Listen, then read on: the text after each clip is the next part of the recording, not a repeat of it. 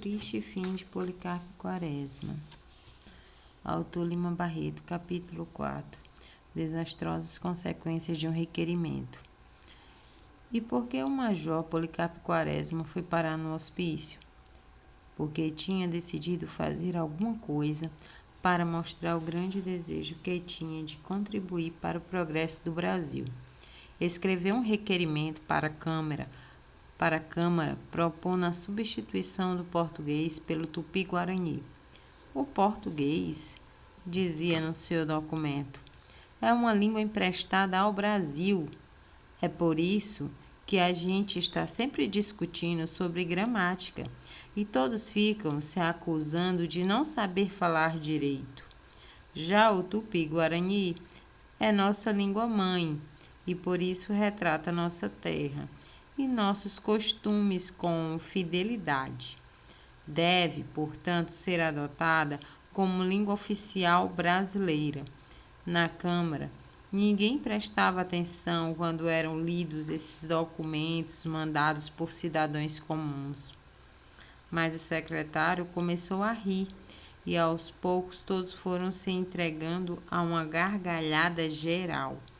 No dia seguinte, os jornais noticiaram a sessão da Câmara, ridicularizando a proposta. Um deles publicou uma caricatura do major. Todas as manhãs o compadre Coleoni lia os jornais bem devagar, já que tinha pouco estudo. Teve tanta dificuldade de entender a linguagem irônica que usaram para dar a notícia do requerimento do compadre, que pediu ajuda para a filha.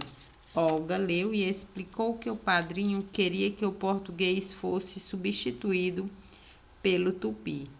Coleoni lembrou-se da saudação maluca, a moda tupinambá, e ficou apavorado. Quaresma está doido. Ela admirava o padrinho, mas também achou que a ideia era ousada demais. Pai e filha moravam num palacete, construído com o dinheiro que o antigo verdureiro tinha ganho nas empreitadas. A casa tinha um porão alto, ela era ladeada por um jardim com um viveiro de pássaros que morriam por causa do calor. Na decoração da casa não havia planejamento, só a fantasia de Olga.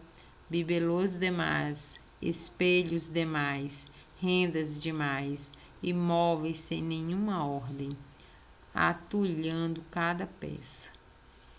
Ele era um pai dedicado, mesmo que gostasse mais de ficar em casa, de chinelos, fumando cachimbo. Sempre acompanhava a filha nas compras.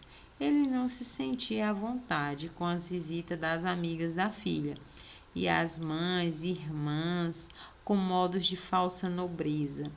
Coleoni gostava de deitar cedo, mas nem sempre podia ir dormir quando as visitas chegavam.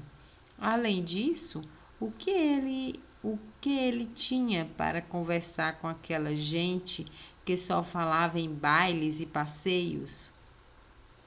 Coleoni sabia que precisava casar a filha. Sugeriu para ela um mestre de obras que trabalhava com ele, e ela não disse nem sim nem não. Ele acabou achando que, na verdade, o empregado era um homem muito simples. Ela deve querer um doutor, pensou.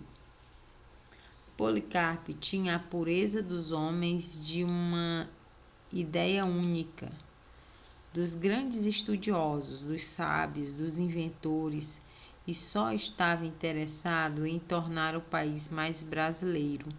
Ele não se interessava por dinheiro, glória e posição social.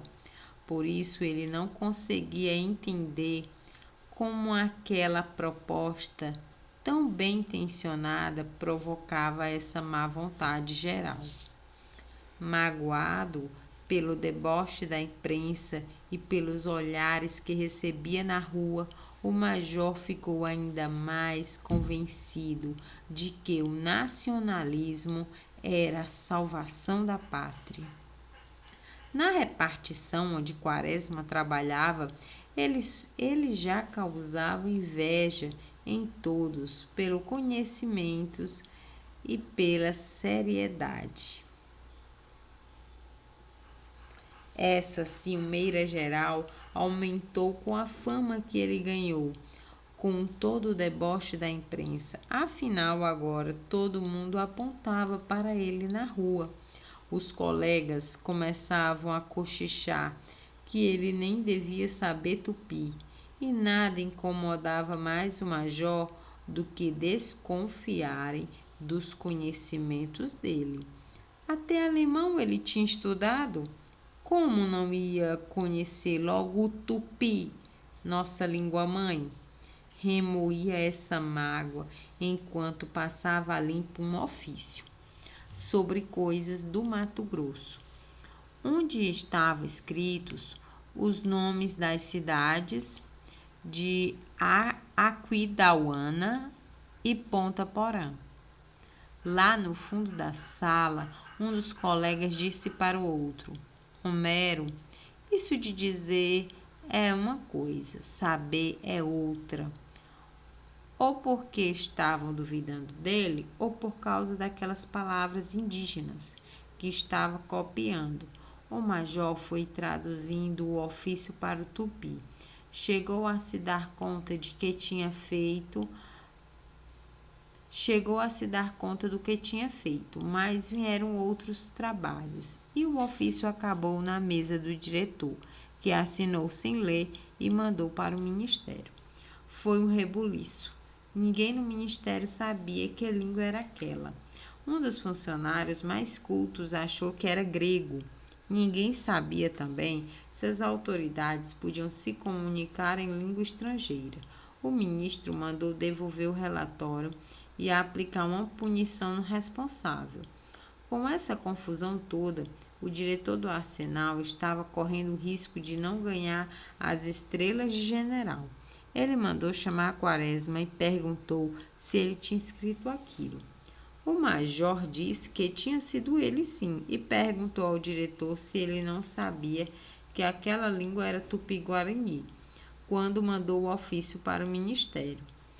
Como que eu não ia saber? Gritou o diretor ofendido.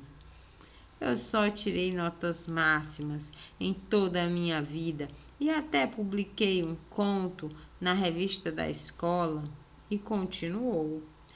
Pois considere-se suspenso até segunda ordem, falou o diretor. O major pegou o chapéu e a bengala no escritório e saiu dali abatido, como um criminoso. Na rua encontrou Ricardo, coração dos outros. Cedo hoje, seu Policarpio? Pois é, murmurou o major. O violonista puxou conversa.